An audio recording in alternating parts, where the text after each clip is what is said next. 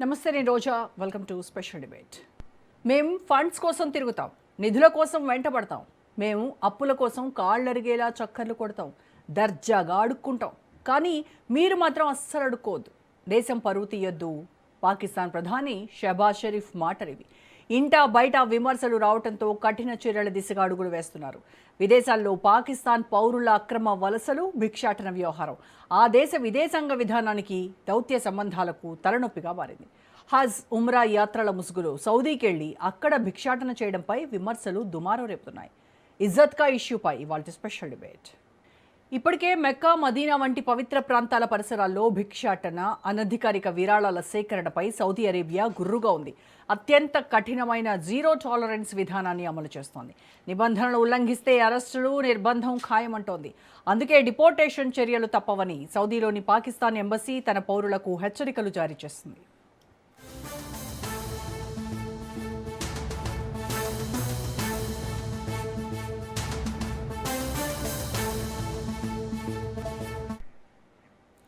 ఇస్లామాబాద్ అధికారిక గణాంకాల ప్రకారమే 2025 ఏడాదిలోనే సౌదీ అరేబియా, యుఏఈ, ఒమాన్ వంటి గల్ఫ్ దేశాల నుంచి వేలాది మంది పాక్ పౌరులు వివిధ ఉల్లంఘనల కారణంగా వెనక్కి పంపబడ్డారు.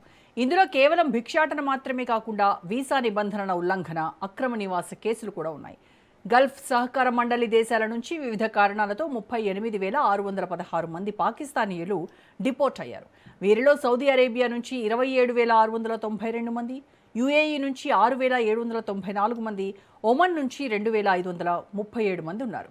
ఇందులో కేవలం భిక్షాటన మాత్రమే కాకుండా వీసా నిబంధనల ఉల్లంఘన, అక్రమ నివాస కేసులు కూడా ఉన్నాయి.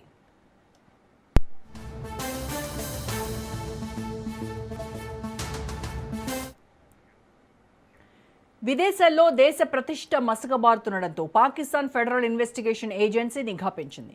ఉమ్రా వీసాలను దుర్వినియోగం చేస్తున్న ఆర్గనైజ్డ్ బెగ్గింగ్ నెట్వర్క్లు, ఏజెంట్లు లక్ష్యంగా ఎఫ్ఐఏ కొరడా ఝడిపిస్తోంది. 2025లో విదేశాలకు వెళ్లేందుకు ప్రయత్నించిన 66,154 మందిని పాక్ విమానాశ్రయాల్లోనే ఆఫ్లోడ్ చేసినట్లు ఫెడరల్ ఇన్వెస్టిగేషన్ ఏజెన్సీ తెలిపింది. సరైన పత్రాలు లేకపోవడం, ప్రయాణ ఉద్దేశంపై అనుమానాలు, ఇతర ఇమ్మిగ్రేషన్ సమస్యల కారణంగా నిలిపివేసినట్లు అధికారులు వెల్లడించారు.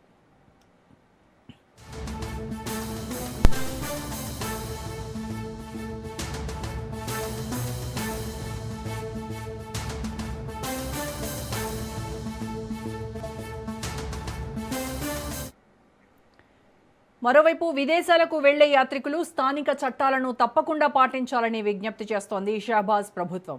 తమ హెచ్చరికలను ప్రజల్లోకి బలంగా తీసుకెళ్లేందుకు ఆర్టిఫిషియల్ ఇంటెలిజెన్స్ను వినియోగిస్తోంది. ఏఐ సాయంతో రూపొందించిన వీడియోను సోషల్ మీడియాలో విస్తృతంగా ప్రచారం చేస్తోంది పాకిస్తాన్ ఎంబసీ. చట్టవిరుద్ధ కార్యకలాపాలకు పాల్పడితే ఎదురయ్యే తీవ్ర పరిణామాలను ఆ వీడియో ద్వారా కళ్లకు కట్టినట్టు చూపించారు. మొత్తంగా చూస్తే విదేశాల్లో కొందరు చేస్తున్న పనుల వల్ల మొత్తం పాకిస్తానీ పౌరులందరిపై ప్రతికూల ప్రభావం పడుతోంది. అందుకే కట్టడి చేయడానికి ముందస్తు చర్యలు చేపట్టింది షరీఫ్ సర్కార్. ఇదే అంశానికి సంబంధించి పూర్తి విశ్లేషణ అందించడానికి మనతో జాయిన్ అవుతున్నారు సీనియర్ విశ్లేషకులు ప్రొఫెసర్ మామిడి గిరిధర్ గారు. నమస్కారం అండి గిరిధర్ గారు. నమస్తే అమ్మా రోజా, మీకు మీ ప్రేక్షకులందరికీ నా నమస్కారాలమ్మా. సార్, అసలు ఈ హజ్, ఉమ్రా వీసాల మీద వెళ్ళి అక్కడ భిక్షాటన చేయడము అసలు ఏంటి సార్? ఇది వినడానికే చాలా విచిత్రంగా ఉంది. అంటే అసలు అక్కడ ఏం జరుగుతుందంటారు? సౌదీ ప్రభుత్వము 2024లోనే గట్టిగా వార్నింగ్ ఇచ్చినప్పటికీ కూడాను పాకిస్తాన్ ప్రభుత్వం దీన్ని ఎందుకు అంత సీరియస్గా తీసుకోలేదంటారు? మనకు తెలుగులో సామెత ఉంది, యథా రాజా తథా ప్రజ.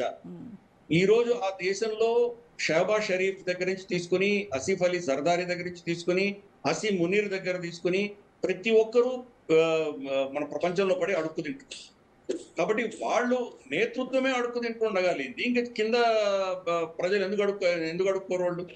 కాబట్టి ఆ దేశంలోనే ఈ సమస్య ఉంది. ఎక్కడ పోయినా వాళ్ళు అడుక్కోవడం తప్ప ఇంకేమీ లేదు. వాళ్ళు అంత దారుణమైన, దరిద్రమైన పరిస్థితికి ఆ దేశం తీసుకొచ్చారు. రెండు, ఆ దేశంలో ఉన్నటువంటి నైతిక విలువలు కంప్లీట్ గా దిగజారి. వాళ్ళని ప్రశ్నించే వాళ్ళు ఎవరు లేరు. మనకు షా మొహమ్మద్ ఖురేషి, వాళ్ళ మాజీ విదేశాంగ మంత్రి, అతని ఊర్లో ఉన్నటువంటి ఒక మజార్ కి అతను అధినేత అని చెప్పేసి వాళ్ళందరూ నమ్ముతారు. అతని వీడియోలు ఉన్నాయి.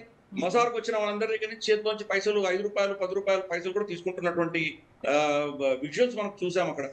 కాబట్టి దీంట్లో పైసలు తీసుకోని వ్యక్తి ఎవరు లేరు అక్కడ. ఇమ్రాన్ ఖాన్ చూసాం ఎంతటి కరప్షన్ చేశాడు అతను. అతనికి ఇచ్చిన గిఫ్ట్లను కూడా అతను అమ్ముకుని దాన్ని సొమ్ము చేసుకున్నాడు. కాబట్టి పై నుంచి కింద దాకా అందరూ అడుక్కునేటువంటి నైజమే ఉన్నది వాళ్ళకి.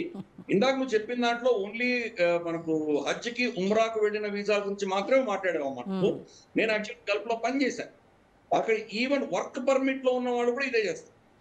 వర్క్ పర్మిట్ లో ఉన్నవాడు కూడా ఈజీ మనీ కదా, తొందరగా పైసలు వస్తాయి కదా, ఈ అడుక్కోవడం తప్ప వాళ్ళకి ఇంకేమీ లేదు.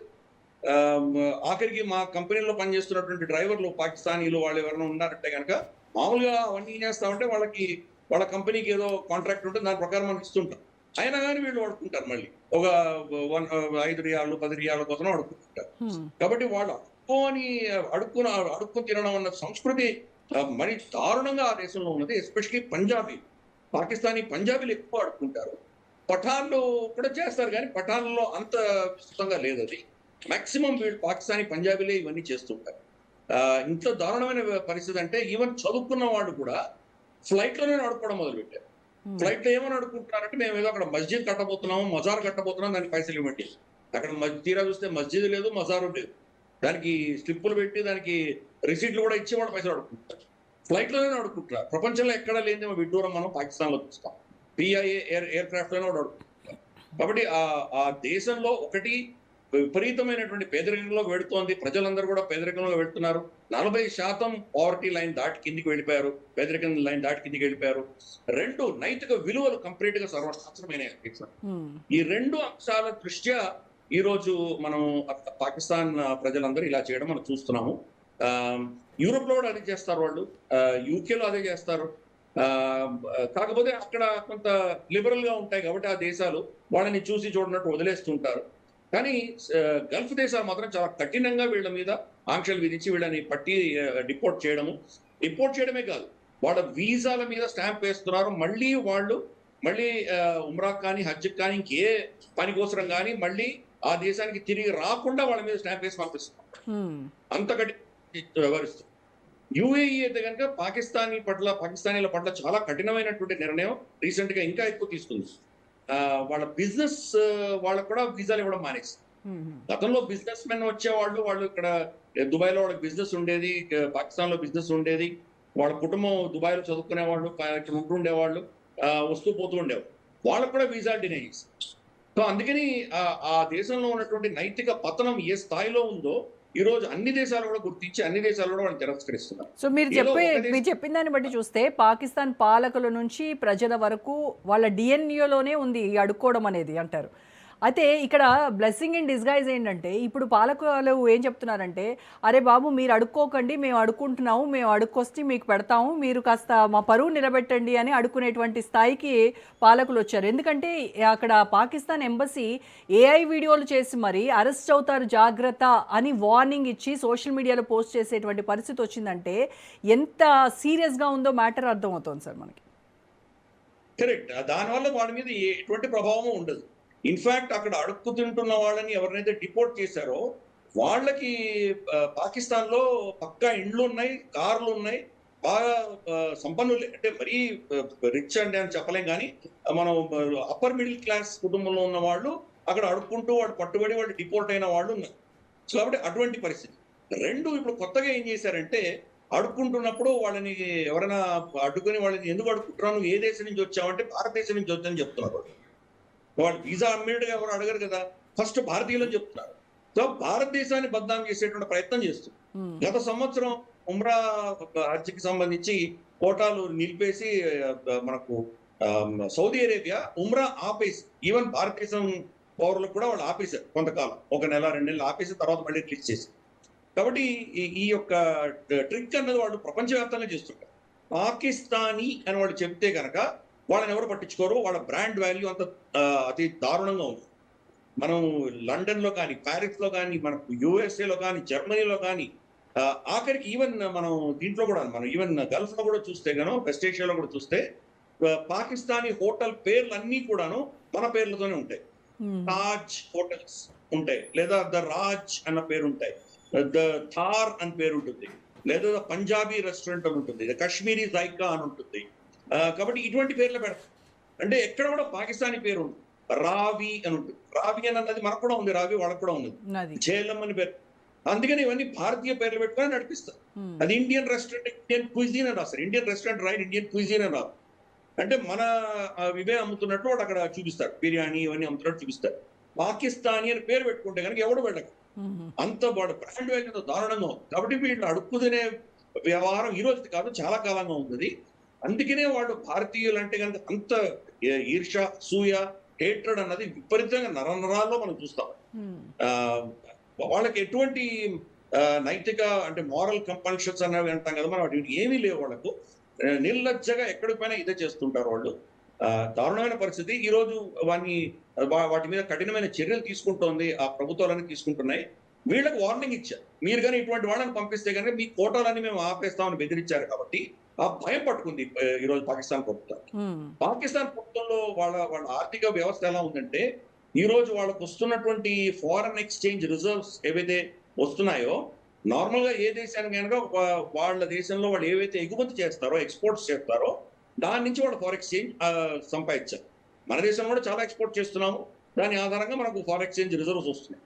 పాకిస్తాన్ లో వాళ్ళ ఎగుమతుల కంటే కూడా ఎక్కువ ఈ రీపాట్రియేషన్ పైసలు ఎక్కువ వస్తున్నాయి. అంటే గల్ఫ్ లోను, తర్వాత మనకు కెనడా, మనకు యూరోప్ లో, మనకు ఇంగ్లాండ్ లో పనిచేస్తున్నటువంటి పాకిస్తానీలు ఎవరైతే ఉన్నారో వాళ్ళ ఇంటికి వలస వెనకాల పంపిస్తున్నటువంటి పైసలు ఏవైతే ఉన్నాయో అవి పాకిస్తానీ ఎక్స్పోర్ట్ కంటే కూడా ఎక్కువ ఉన్నాయి.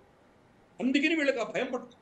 వీళ్ళని కనుక ఊకుమ్మడిగా మాస్ వీళ్ళందరినీ వెనక్కి పంపించేశారంటే వాళ్ళకు వస్తున్నటువంటి ఆ ఫారెక్స్ రిజర్వ్స్ కూడా ఆగిపోతాయి, ఫారెక్స్ ఇది కూడా ఫ్లోస్ ఆగిపోతాయి. కాబట్టి ఆ భయం వాళ్ళకి పట్టుతుంది. అలాగే మనం చూస్తే కనుక యుఏఈలో కొంత అంటే వైట్ కాలర్ జాబ్స్ అంటాం కదా మనం, మేనేజర్లు పనిచేయడమో లేదా సూపర్వైజర్గా పనిచేయడమో, అటువంటి కొంత మెరుగైనటువంటి ఉద్యోగాలు చేయడానికి పాకిస్తానీలు అక్కడ పనిచేస్తారు. కూలీ నాలి మనకు ఎక్కువ సౌదీ అరేబియాలో చేస్తారు. కాబట్టి సౌదీ అరేబియాలో 100 మంది మనకు దుబాయ్లో, తర్వాత యుఏఈలో 20 మందితో సరి సమానం వాళ్ళకు రెమిటెన్సెస్ వెనక్కి వచ్చేది. ఈ రోజు వాళ్ళకు భయంకరంగా ఇవన్నీ దెబ్బతింటారు. ఎందుకంటే ఈ దేశాలందరూ వాళ్ళు వెనక్కి పంపించేయడంతో వాళ్ళకు ఆదాయం పడిపోయింది. అది కూడా అక్కడ ఎంత మ్యానిపులేట్ చేస్తుందంటే పాకిస్తాన్ ప్రభుత్వం 250 పాకిస్తానీ రూపాయలు ఒక డాలర్ విలువ చేస్తుంటే వాళ్ళు దాన్ని ఏదో 200నో లేకపోతే 190నో పెడుతున్నారు. అఫీషియల్ ఫారెన్ ఎక్స్చేంజ్ అంతనే ఉంటుంది. అంటే మీకు రావాల్సినటువంటి పాకిస్తానీ రూపాయలు రావట్లేదు. అందుకనే హవాలా రూట్ లో వెళ్తాయి ఇవన్నీ కూడా. మళ్ళీ ఆఫ్ఘనిస్తాన్ పెడతాయి. ఆఫ్ఘనిస్తాన్ నుంచి అవి వెళ్ళి వాళ్ళ ఇంటికి వచ్చేసరికి 250 బదులు 230 రావచ్చు. కానీ పాకిస్తాన్ ఇస్తున్నటువంటి 190 కంటే కూడా 30 రూపాయలు ఎక్కువనే వస్తున్నాయి కదా వాళ్ళకు. అందుకని ఆ రూట్ లో పెడతాం. ఆ రూట్ లో ఆఫ్ఘనిస్తాన్ ని స్మగిల్ చేసి మళ్ళీ పాకిస్తాన్ లో తీసుకురావడానికి వస్తున్నటువంటి ఈ హవాలా అక్కడ ఉన్నటువంటి కోర్ కమాండర్స్ మళ్ళీ దాంట్లో వాళ్ళు కట్ తీసుకుంటారు. కాబట్టి దీంట్లో ఎవరిని చూస్తే వాళ్ళందరూ కూడా నేను అడుక్కు తిని దాంట్లో లంచగొండితనం తప్ప ఇంకేమీ లేదు ఆ దేశంలో. సరే, అడుక్కోవడం కూడా ఏదో కొందరు వ్యక్తులు వాళ్ళు ఇండిపెండెంట్ గా చేస్తున్నది కాదు, ఇది వాళ్ళ వెనక పెద్ద మాఫియా, ఒక పెద్ద దందానే నడుస్తోంది అనేటువంటి వార్తలు వస్తున్నాయి కదా సార్. సో ఈ నెట్వర్క్ ఎలా ఆపరేట్ చేస్తున్నాయి? నెట్వర్క్ ఉందా లేదా అని చెప్పడం చాలా కష్టం అది. కానీ నేను ఇందాక చెప్పినట్టు సమాజంలో నైతిక విలువలు పతనం చెందిన తర్వాత అందరూ చేస్తున్నారు కాబట్టి నేను కూడా చేస్తున్నాను అంతే. కాబట్టి నేను తప్పు చేయట్లేదు, అందరితో పాటు నేను ఉన్నాను అన్నటువంటి ఒక సంస్కృతి వచ్చేసింది ఆ దేశం. అది మనకు చాలా దౌర్భాగ్యమైన పరిస్థితి. కొన్ని సమాజాల్లో ఈ విలువలు కంప్లీట్ గా క్షీణిస్తే కనుక అవి ఎలా ప్రవర్తిస్తాయో పాకిస్తాన్ చూసి ఈరోజు నేర్చుకోవచ్చు. అలాగే మనం థాయిలాండ్ లో చూసాం, చిన్న చిన్న పిల్లల అమ్మాయిలందరినీ కూడాను వేశ్యా వృత్తిలో పంపిస్తారు వాళ్ళు. అందరూ పంపిస్తున్నారు, ఇంటి చుట్టుపక్కల 10 ఇళ్లలో అందరి పిల్లలు వెళ్ళారు కాబట్టి ఆ పిల్ల కూడా వెళ్తే తప్పేంటి అన్నట్టు ఆడ తయారైపోయింది. విధమైనటువంటి సంస్కృతి తయారైంది. పాకిస్తాన్ లో అడుగు తినడం అన్న సంస్కృతి. అంటే సమాజంలో నార్మల్ గా మనకు అర్థమయ్యేటువంటి నైతిక విలువలు ఏవైతే ఉంటాయో ఎంత క్షీణించాయంటే ఆ సమాజంలో వాడు చేస్తోంది తప్పు అని అనుకోవట్లేదు. కాబట్టి దీనికి మాఫియాతో సంబంధం లేదు. వాడు ఏం చేస్తే వాడు చేస్తున్నదంతా కూడాను వాళ్ళ అధికారం కింద భావిస్తుంది. ప్రభుత్వమే అడుక్కు తింటుండగానేది మేము ఎందుకు చేయము? ఎందుకంటే ప్రభుత్వం అబద్ధం చెప్పి అడుక్కు తింటుంది. అడుక్కు తిని మళ్ళీ వాడు దాన్ని కట్టకుండా దాన్ని ఇతరత్ర దాన్ని వాడుకుంటున్నారు. ఈ రోజు పర్యావరణ పేరిట, తర్వాత వాళ్ళ నీటి పారుదల విషయంలో కావచ్చు, లేదా పేదరికం సంబంధించిన విషయాలు కావచ్చు, పౌష్టిక ఆహారం సంబంధించిన విషయాలు కావచ్చు, ప్రపంచవ్యాప్తంగా ఎక్కడెక్కడి నుంచి ఫండ్స్ వస్తున్నాయో అవన్నీ కూడాను మళ్ళీ వాళ్ళ సైన్యము, వాళ్ళ పొలిటికల్ ఎస్టాబ్లిష్మెంట్, బ్యూరోక్రసీ తినేస్తున్నారు. ప్రజలకి ఏం అందట్లేదు. ఇది ప్రజలందరూ గమనిస్తున్నారు కదా, కాబట్టి వాళ్ళకి ఏమి రావట్లేదు, కాబట్టి వాళ్ళ కుంపటి వాళ్ళు పెట్టుకుంటున్నారు. అది అక్కడ ఉన్నటువంటి దారుణమైన పరిస్థితి. సార్ అంటే ఇప్పుడు దేశంలో ఉన్నటువంటి ఆర్థిక సంక్షోభం కావచ్చు, విపరీతమైనటువంటి ద్రవ్యోల్బణము, ఇదంతా కూడా అక్కడ ప్రజలను ఇలాంటి అక్రమ మార్గాల్లో నడిపించడానికి కారణమవుతుంటారా? లేదనంటే ఇది ఒక ఈజీ మనీ బిజినెస్గా మీరు అన్నట్టుగా వాళ్ళ డిఎన్ఏలో ఉంది కాబట్టి ఆ వైపు ఎక్కువగా మళ్ళుతున్నారా? అంటే కోడి ముందా గుడ్డు ముందా అని చెప్పినట్లు అవుతుందమ్మా ఇది. ఇది నైతిక విలువలు పతనం చెందుతున్నాయి కాబట్టే వాళ్ళ ఆర్థిక వ్యవస్థ ఇలా పడింది. ఆర్థిక వ్యవస్థ పడుతోంది కాబట్టి నైతిక విలువలు ఇంకా వెనకపోతుంది. రెండు ముడిపడి ఉన్నాయి, రెండు కూడా.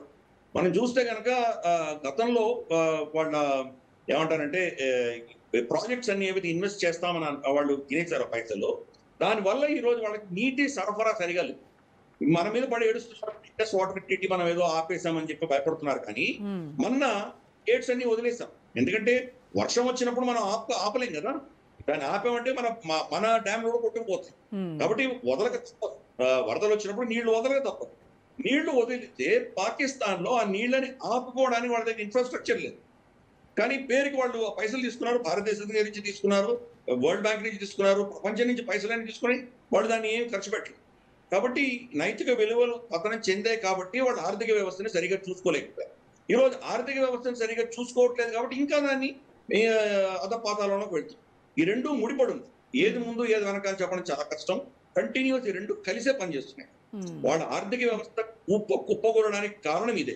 వాళ్ళ మన ఏమంటారంటే మన ఎడ్యుకేషన్ సిస్టమ్ లో కూడా, విద్యా వ్యవస్థలో కూడా కంప్లీట్ గా వాళ్ళకు ఏమంటారంటే ఈ మత ఛాందసం దాంట్లో కంప్లీట్ గా నింపేసరికి ఈ రోజు అక్కడి నుంచి వస్తున్నటువంటి విద్యార్థులు ఎవరైతే ఉన్నారో వాళ్ళకు మౌలికమైనటువంటి ఓనామాలు తెలియనటువంటి పరిస్థితి.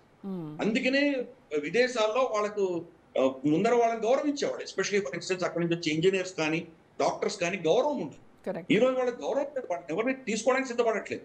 అదే భారతదేశం నుంచి ఏదో పీజీ డిప్లొమా చేసి వెళ్ళిన వాడైనా భారతదేశం అంటే వీడు ఐటీ ఎక్స్పర్ట్ అని భావించేటువంటి పరిస్థితులు ఈరోజు చూస్తున్నాం.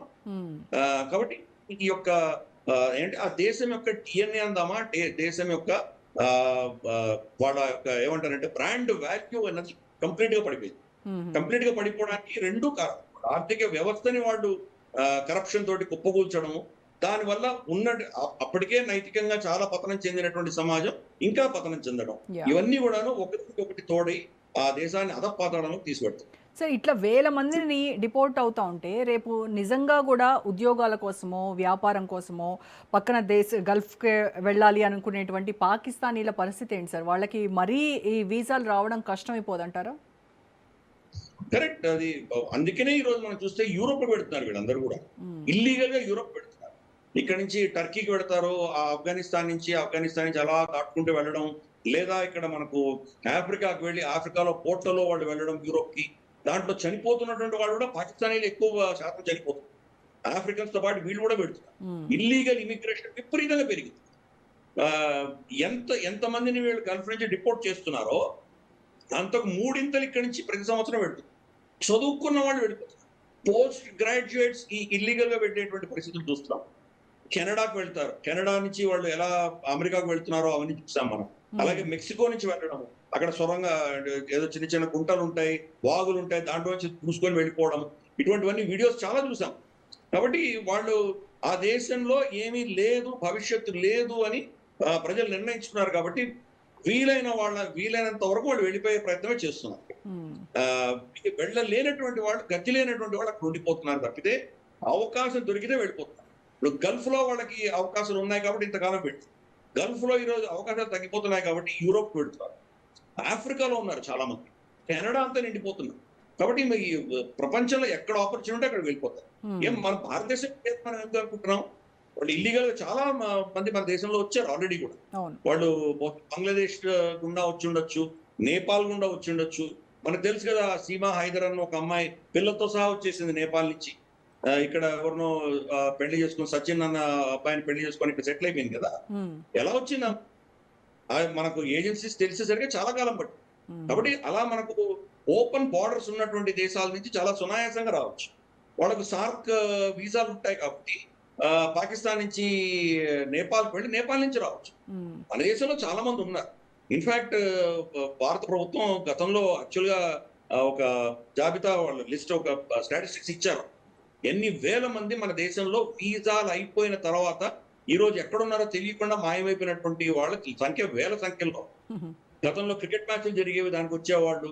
లేదా ఏదో అజ్మీర్ షరీఫ్‌కి మేము యాత్రకు వస్తున్నామని వచ్చేవాళ్ళు. నిజాముద్దీన్ ఓలియా యాత్రకని వచ్చేవాళ్ళు. వాళ్ళకేదో 2 వారాలో, 3 వారాలో మనం వీసా ఇచ్చేవాళ్ళం. తర్వాత మాయమైపోతారు. ఎక్కడికి పోయారో తెలీదు. సో అటువంటి వాళ్ళు చాలా మంది ఉన్నారు.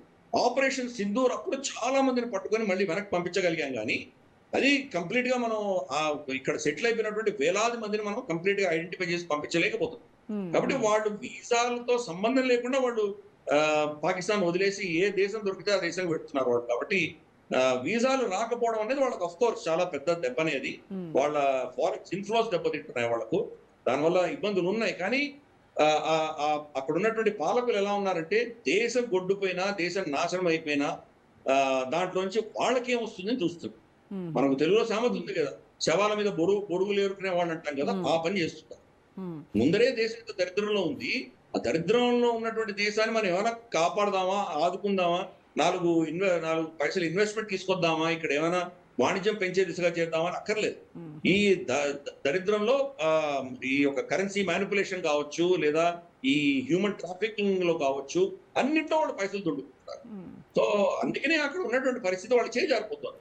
ఈ రోజు బలూచిస్తాన్ లో ఏమవుతుందో చూస్తున్నాము, ఖైబర్ పఖ్తూన్ఖోలో ఏమవుతుందో చూస్తున్నాము, పీఓజేకేలో ఏమవుతుందో చూస్తున్నాము.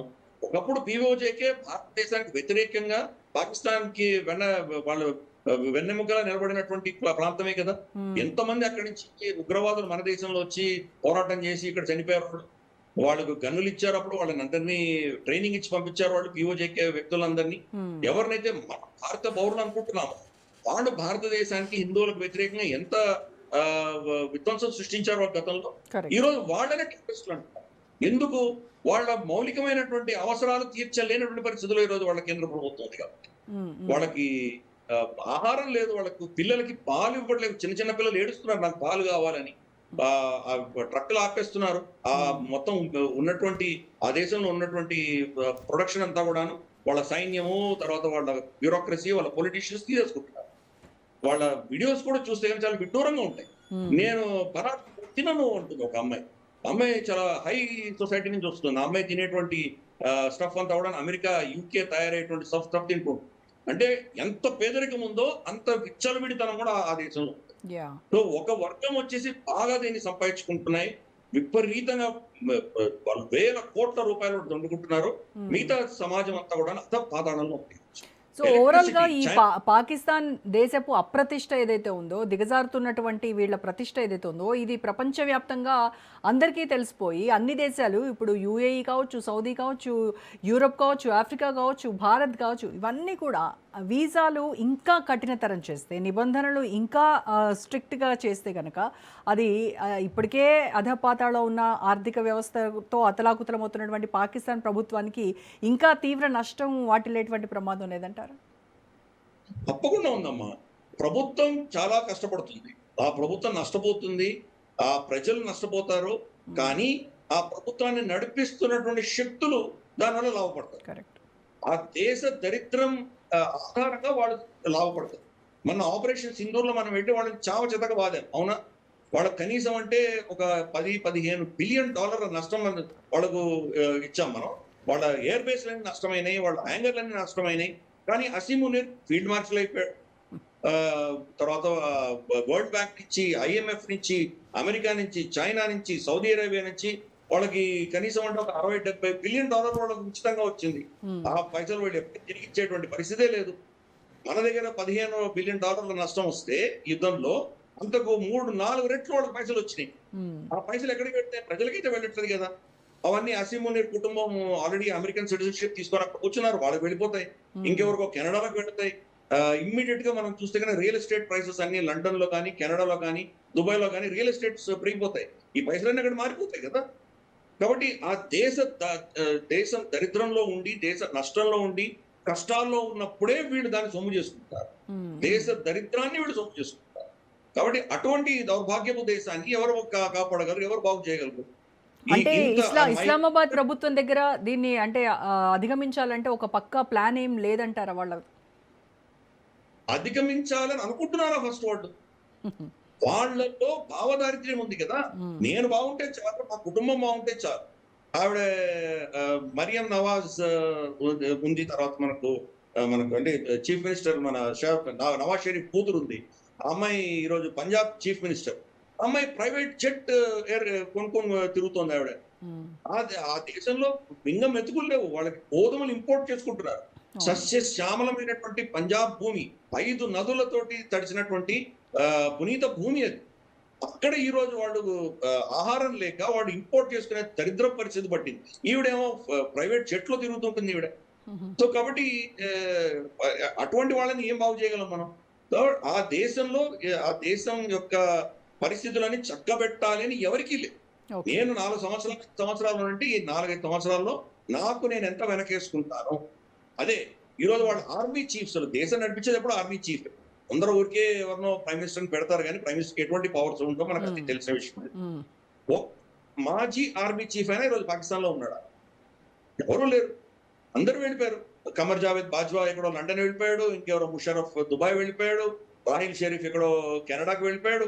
కాబట్టి వాళ్ళ మాజీ సైన్యాధిపతులు కానీ, సైన్యాధ్యక్షులు కానీ, కోర్ కమాండర్స్ కానీ వాళ్ళ టర్మ్ అయిపోగానే కొన్ని కోట్లు సంపాదించుకొని వెళ్ళిపోతారు. ఆ దేశంలో ఉండరు. కాబట్టి ఆ దేశాన్ని దరిద్రంలో ఉంచితేనే వీళ్ళు సంపాదించారు. కాబట్టి అటువంటి దేశాన్ని ఎవడు బాగు చేయగలడు? బాగా అవ్వాలి అన్న దానికి ఏదైనా ప్లాన్ ఆఫ్ యాక్షన్ మీరు అన్నట్టు ఉండొచ్చు. బాగా అవ్వక్కర్లేదు, మేము బాగుంటే చాలు అనుకున్నట్టు వాళ్ళని ఎవరు బాగు చేయరు. Correct sir. Thank you so much Giridhar గారు. రైట్. సో ఇది ఇవాల్టి special debate. Stay tune to Raj news for more updates.